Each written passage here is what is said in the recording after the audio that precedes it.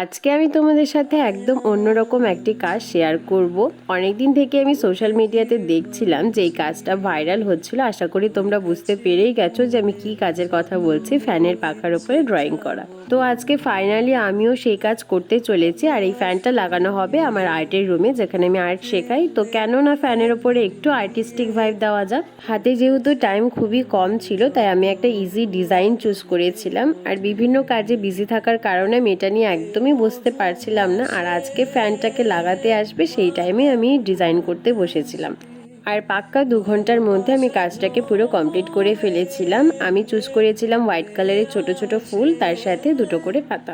একদিকে তো টাইম কম ছিল, আর অন্যদিকে আমার এই ফ্যানের পাখার যে কালারটা সেটা খুব পছন্দ হয়েছিল, তাই বেস কালার কোনো কিছু ইউজ করিনি, ডিরেক্ট হোয়াইট কালার দিয়ে ফুলগুলোকে করেছিলাম। যেহেতু বেস কালার করিনি, তাই ফুলগুলো একবার করার পর আরেকবার ডাবল লেয়ার দিতে হয়েছিল।